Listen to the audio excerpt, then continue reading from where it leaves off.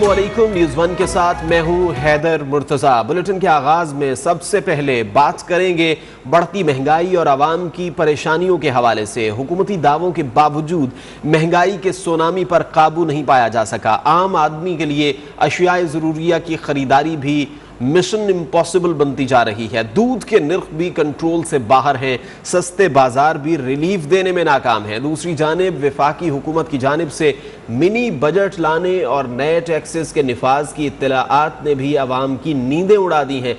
रोज़ बरोज़ बढ़ती महंगाई ने आवाम के लिए 2 वक्त की रोटी का हुसूल भी नामुमकिन बना दिया। लाहौर में सुनामी, महंगाई का सुनामी थम नहीं सका। बढ़ती महंगाई ने आम आदमी से सब्जियां और फल खरीदने की कुव्वत भी छीन ली। सस्ते बाजारों और मंडियों में अशियाए ज़रूरिया महंगे दामों फरोख्त हो रही हैं। लाहौर के इतवार बाजारों में मौसमी सब्जियों और फलों की कीमतों में मुसलसल इजाफे का सिलसिला जारी है। मिनी बजट के आने के बाद आवाम के लिए 2 वक्त की रोटी का हसूल भी ख्वाब बन सकता है।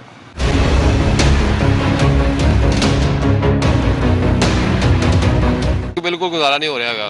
मकान साढ़े रेंट ते है, ठीक है जी, तो यानी कि किराया के मकान है, तो दिहाड़ी वगैरह काम शाम कोई भी नहीं है। मिनी बजट जो है ना, आवाम के ऊपर एक और एटम बम गिरने जा रहा है, जो कि गरीब पिसती हुई आवाम के ऊपर जो है ना बहुत जुल्म है। और मिनी बजट जो है वो नहीं आना चाहिए। महंगाई जो है, अब जो चीज़ 10 रुपए की है वो मिनी बजट के बाद 30 रुपए 40 रुपए की हो जाएगी। जिन्नी को महंगाई की हुई उन्होंने वादी पई है, हुण हद तो ज़्यादा। सब्जियां गोश्त बहुत ही महंगा है ना, खा ही नहीं सकता गरीब बंदा।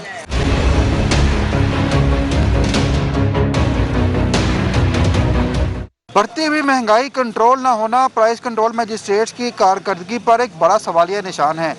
मिनी बजट के बाद मजीद महंगाई का तूफान भी आ सकता है, जिसको कंट्रोल करने के लिए इंतजामिया ने ताहाल कोई ठोस हिकमत अमली तैयार नहीं की।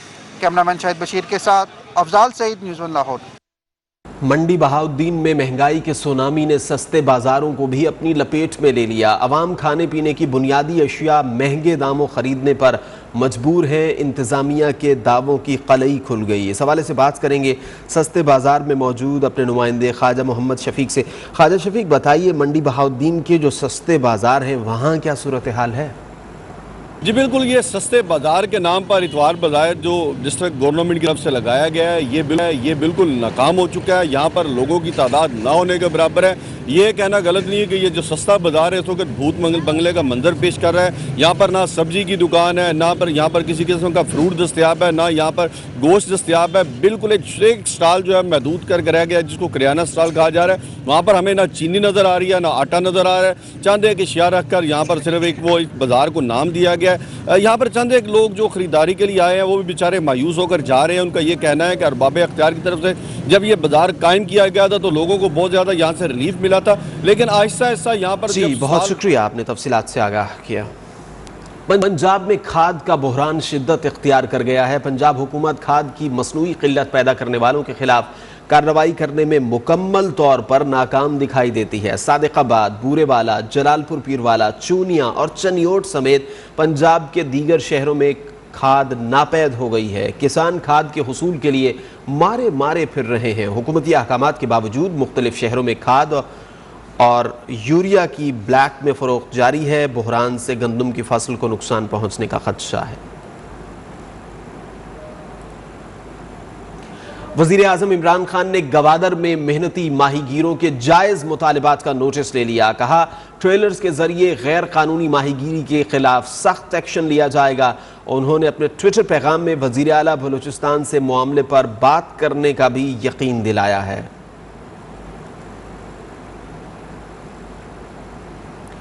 सिंध और खैबर पख्तूनख्वा के मुख्तलिफ इलाकों में रात गए जलजले से खौफ व हिरास फैल गया। लोग कलिमा तैयबा का विर्द करते हुए घरों से बाहर निकले। किसी नुकसान की इत्तला नहीं मिली।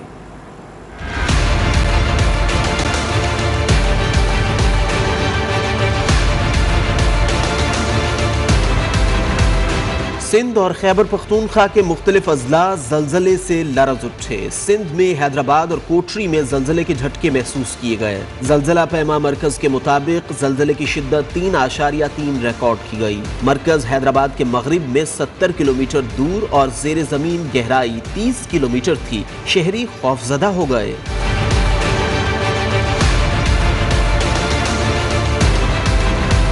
उधर खैबर पख्तूनख्वा की ज़मीन भी ज़लज़ले से हिल गई। सवात, मिंगोरा, शांगला, बुनीर में झटके महसूस किए गए। अपर दीर, लोअर दीर, चित्राल में ज़लज़ले के झटके महसूस किए गए। लोग खौफजदा होकर कलिमा तैयबा का विर्द करते हुए घरों से निकले। मालाकन डिवीजन के बाज़ इलाकों, बिशाम और गिरदोनवाह में भी ज़लज़ले के झटके महसूस किए गए। ज़लज़ला पैमा मरकज़ के मुताबिक खैबर पख्तूनख्वा के मुख्तलिफ अज़ला में आने वाले ज़लज़ले की शिद्दत 3.8 रिकॉर्ड की गई। ज़लज़ले का मरकज़ कोहे हिंदू का अफगानिस्तान का पहाड़ी सिलसिला था। ज़ेरे ज़मीन गहराई 120 किलोमीटर रिकॉर्ड की गई।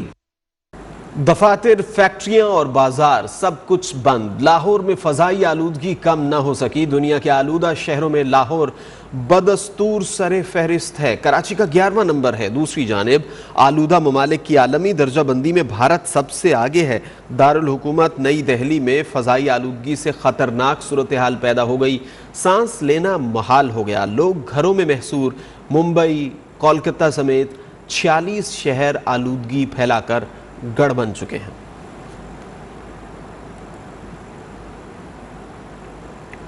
मुल्क के मैदानी इलाकों की बात करें तो धुंध ने लपेट में ले रखा है। पंजाब, सिंध और बलूचिस्तान में धुंध से मनाजिर धुंधला गए।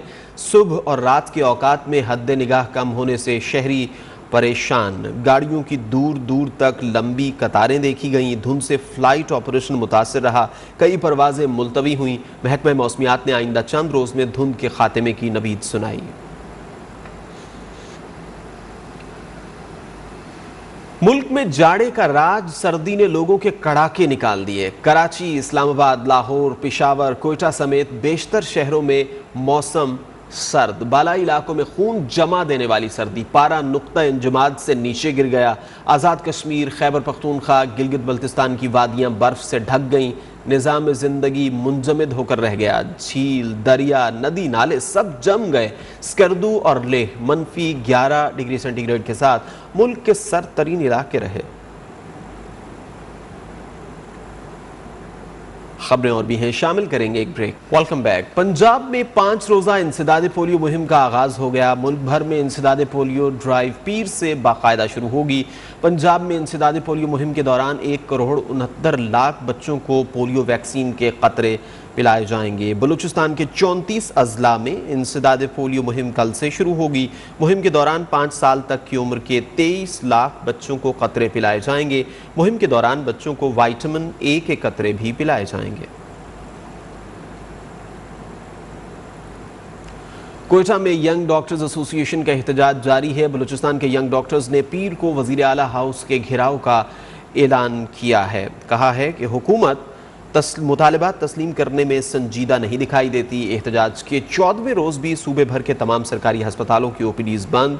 हड़ताल के बायस मरीजों को शदीद मुश्किलात का सामना है।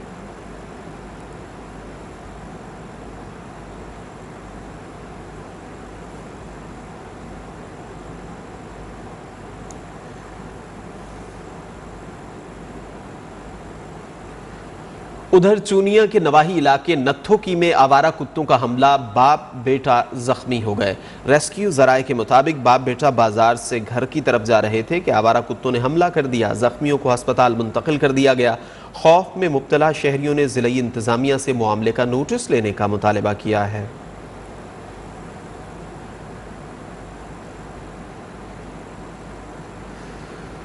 पाकपतन में भी आवारा कुत्ते बेकाबू, हमले में कमसिन बच्ची को जख्मी कर दिया।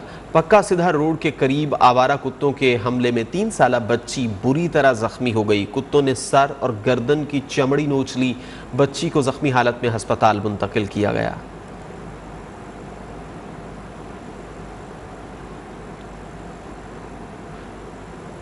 जिला कसूर के इलाके फूल नगर में ट्रेलर की मोटरसाइकिल को टक्कर, हादसे में खातून और 2 बच्चे जाँ बहक हो गए। जाँ बहक होने वालों में मां, बेटी और बेटा शामिल हैं। हादसा मुल्तान रोड सरा अड्डा के करीब तेज़ रफ्तारी के बायस पेश आया। हादसे में 2 अफराद मुजजाना तौर पर महफूज रहे। जाँ बहक होने वालों का ताल्लुक दीपालपुर से बताया जाता है, जो लाहौर से उकाड़ा जा रहे थे। लाशों को अस्पताल मुंतकिल कर दिया गया।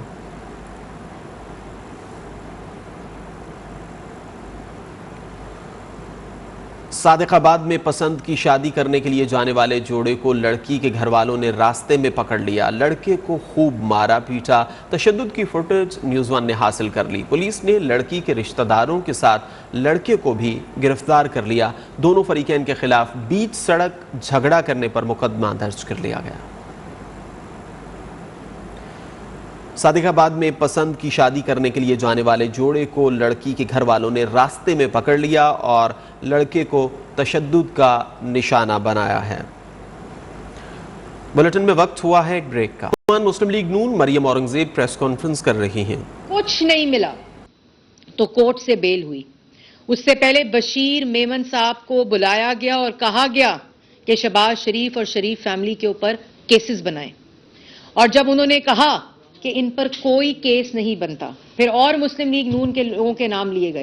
بشیر میمن صاحب نے کیٹیگوریکلی کہا کہ یہ کیس ایف آئی اے کے نہیں بنتے، اس میں کسی قسم کی کوئی کرپشن نہیں ہوئی، لیکن جیل میں ڈالا گیا. شہزاد اکبر صاحب ہر ہفتے ہر روز یوں پی آئی ڈی میں کاغذ لہراتے تھے، کبھی پاور پوائنٹس لگا کر ایروز بناتے تھے، آپ کو یاد ہوگا. اور اس کے بعد انہوں نے ایک سیل بھی بنایا خاص طور پر، جس کا شہزاد اکبر صاحب کو انچارج بنایا عمران خان صاحب نے، کہ شہباز شریف کو نہیں چھوڑنا. چاہے آٹا چوری ہو جائے، چینی چوری ہو جائے، بجلی چوری ہو جائے، گیس چوری ہو جائے، کرپشن ہو جائے، لوٹ مار ہو جائے، معاشی تباہی ہو جائے، مہنگائی آ جائے، لیکن شہباز شریف کو نہیں چھوڑنا، کیونکہ شہباز شریف کے بار ہونے سے آپ کی نااہلی، نالائکی اور چوری ہائی لائٹ ہوتی ہے. اور اس کے بعد جیل میں رکھنے کے بعد کورٹس نے بیل دی. اللہ تعالیٰ کے فضل و کرم سے جتنے لوگوں کو سیاسی انتقام میں جیلوں میں ڈالا گیا، اپوزیشن لیڈر کو ڈالا گیا، یہ فاشسٹ مائنڈ سیٹ تمام کو بیلز ہوئی ہائی کورٹس اور سپریم کورٹ سے. سپریم کورٹ کے فیصلوں میں لکھا گیا کہ کوئی کرپشن نہیں ہوئی.